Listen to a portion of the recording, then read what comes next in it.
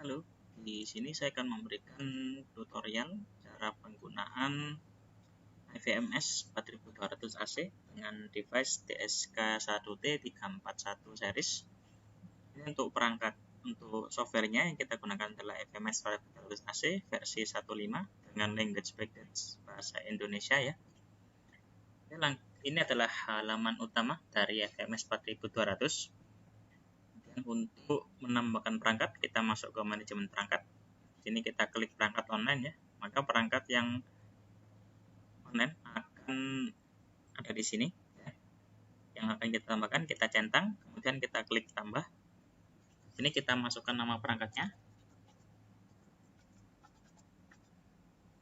kemudian masukkan nama pengguna, admin ya, kemudian kata kunci atau password dari perangkatnya. Kemudian untuk sinkronisasi waktu, usahakan ini dicentang untuk mensinkronisasi waktu antara ini waktu dari komputer dengan waktu di perangkat nantinya. Oke, setelah perangkat sudah online ya, langkah selanjutnya adalah kita coba untuk menambahkan orang. Di sini kita tambahkan orang, kita klik tambah. Untuk tambah kita masukkan nama. Terus untuk penambahan wajah kita bisa mengupload foto menggunakan webcam atau menggunakan perangkat ya. Sekarang kita coba untuk menggunakan webcam saja. Kita bisa klik di sini ya. Lalu kita klik OK. Ya. Untuk kartu kita bisa tambahkan dengan cara memasukkan nomor kartu secara langsung atau menambahkan menggunakan K1T341 kita. Jadi kita pilih pembaca ya, kita pilih alatnya, lalu di OK dan kita klik baca, kemudian tempelkan kartu di perangkat. Terima kasih. Maka nomor kartu akan ditampilkan di sini. Kemudian untuk jari juga sama, kita pilih pembaca kartu, kita pilih perangkatnya, dan kita klik mulai. Setelah itu kita tempelkan jari ke perangkat. Prosesnya ditempel, tempel lepas selama 3 kali. Dan kita tambah, lalu kita tambah. Selesai. Jika menambahkan 1 person. Namun jika kita ingin menambahkan beberapa orang ya dalam satu waktu ya, kita bisa menggunakan Excel. Kita bisa unduh template-nya di sini, kemudian diisi Excel-nya, ataupun dengan profil ya, profil wajah. Di sini ada persyaratan yang harus kita ikuti ya, bisa dilihat nanti. Nah ini tinggal import filenya ya, file zip. Kita import. Nanti akan mengimport semua informasi secara banyak. Namun yang bisa dimasukkan hanya nama, foto, dan kartu. Untuk jari tetap harus register ulang ya. Kemudian setelah kita tambahkan semua person, lalu kita masuk ke menu akses kontrol ya. Di sini kita masuk ke grup akses dan kita klik tambah. Ini kita buat namanya. Kemudian untuk template ya, template ini nanti saya jelaskan. Di sini servis panjang hari artinya selama 24 jam orang tersebut bisa melakukan akses ke perangkat. Lalu kita pilih orang dan kita pilih perangkatnya. Di sini ya, di bagian kanan artinya bahwa orang berangan nama ini akan dituliskan ke alat yang ada di bagian sini. Oke, setelah itu kita simpan, kita klik.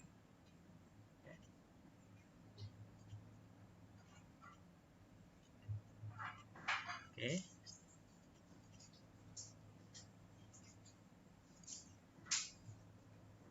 Ini ya, kita klik.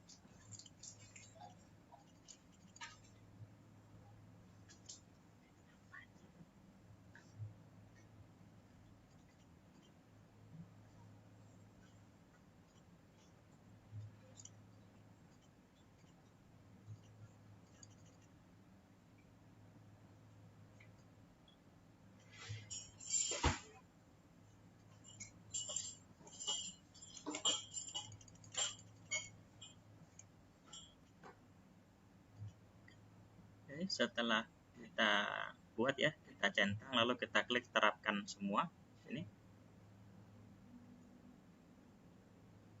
Nah, ini artinya bahwa orang yang kita pilih tadi itu sudah tertulis di perangkat.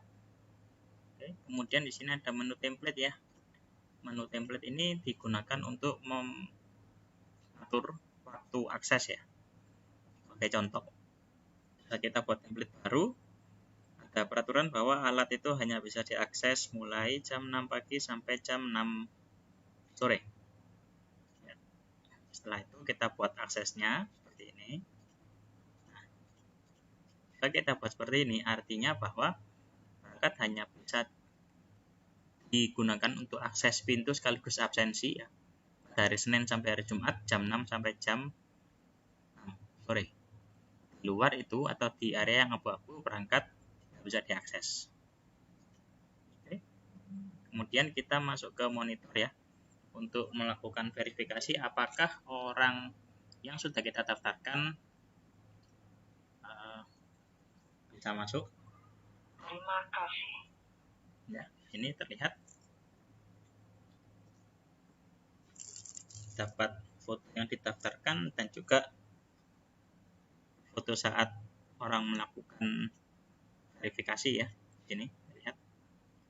Kemudian selanjutnya adalah untuk attendance. Ya, untuk attendance kita bisa ikuti mulai dari atas. Jadi kita urut ya, mulai atas turun ke bawah. Pertama ada peraturan umum. Ini adalah pilih hari di mana yang dianggap sebagai hari weekend ya.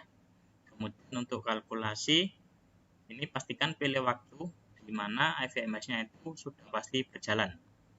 Karena jika tidak, kita perlu melakukan kalkulasi secara manual. Kemudian untuk yang lainnya kita biarkan default. Untuk lembur kita bisa atur di sini. Titik absensi kita biarkan default juga. Kita bisa juga tambahkan hari libur, jenis cuti, dan selanjutnya ini adalah basis data pihak ketiga, artinya digunakan untuk mengintegrasikan IVMS ini dengan database pihak ketiga. Jadi database yang disupport adalah SQL Server dan MySQL ya. Kita bisa pilih sesuai dengan database yang dimiliki. Oke, kemudian langkah kedua ada pembuatan jadwal ya. Di sini secara default sudah dibuatkan oleh VMS, dibuatkan contoh jam kerja default di sini mulai jam 9 sampai jam 6 sore. Dengan waktu check-in yang diperbolehkan adalah jam setengah 9 sampai jam setengah 10, dan waktu check-out yang diperbolehkan adalah jam setengah 6 sampai jam 6.30. Dan ini dihitung sebagai 540 menit dengan nama keterlambatan yang diizinkan adalah 10 menit dan pulang cepat yang diizinkan adalah 10 menit juga. Terus waktu mulai lembur adalah pukul 18.00. Oke, kemudian dari setelan yang sudah set di atas tadi, ini hasilnya ya, yang di bawah. Yang kuning adalah area yang valid, yang dianggap sebagai check-in atau check-out. Kemudian area biru adalah jam kerja. Kemudian di sini jika check-in terlambat 60 menit, maka dianggap tidak masuk. Jika check-out lebih awal selama 60 menit, maka dianggap tidak masuk. Jika tidak check-in dianggap tidak masuk atau dianggap terlambat. Di sini ya kita bisa atur. Sama untuk check-out juga, jika tidak check-out maka dianggap tidak masuk atau pulang lebih awal. Selanjutnya adalah pembuatan shift ya. Ini di shift kita perlu menambahkan jam kerja yang dibuat ke dalam shift ya di sini. Jadi nanti kalau ada beberapa waktu kita bisa pilih sesuai dari warna di sini ya. Pembedanya nanti adalah warna. Nah, untuk jadwal shift kita bisa apply per departemen atau per orang. Jika per departemen, maka artinya semua orang yang ada dalam departemen ini maka akan memiliki shift 1. Jika kita punya beberapa daftar atau orang khusus ya yang perlu shift atau orang yang tidak diperlukan untuk shift ya, kita bisa pilih di jadwal orang. Kita pilih orangnya, kita pilih shiftnya. Tanggal kedaluarsa ini adalah waktu di mana absensi atau setelan yang kita buat ini valid, dan yang keduanya adalah untuk aturan-aturan ini bisa menyesuaikan ya. Oke, sudah. Pastikan kita saat kita klik nama di sini lihat ya untuk waktu-waktunya. Pastikan kalau biru berarti sudah berhasil kita apply. Oke. Untuk setelan absensi di sini sudah selesai. Apa ini? Kemudian ini ada penanganan absensi. Ini digunakan untuk pembetulan ya. Apabila hal ini untuk ada laporan khusus nih, atau mungkin dapat izin khusus ya, kita bisa atur di sini.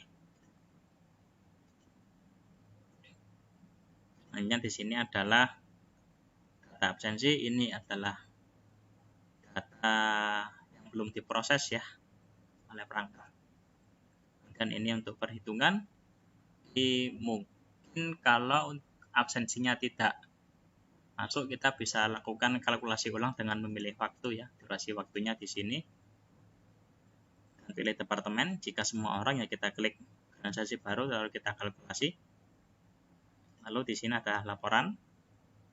Contohnya ada laporan kehadiran, pilih organisasi, pilih durasinya dan klik. Ini kita bisa langsung print, simpan PDF ke Excel atau ke file SVG ya. Dan masih banyak format laporan yang lain. Terus untuk laporan reguler, nah di sini kita bisa buat laporan secara otomatis ya. FMS akan mengirim laporan otomatis ke alamat email yang dituju pada hari-hari sekian dan pada jam sekian. Teman pastikan FMS berjalan pada saat kita mengatur ini ya. Waktu kirim pastikan adalah waktu di mana FMS yang pasti berjalan. Lampiran laporan kita bisa masukkan nama perusahaan dan simbol-simbol lainnya. Oke, sekian. Terima kasih.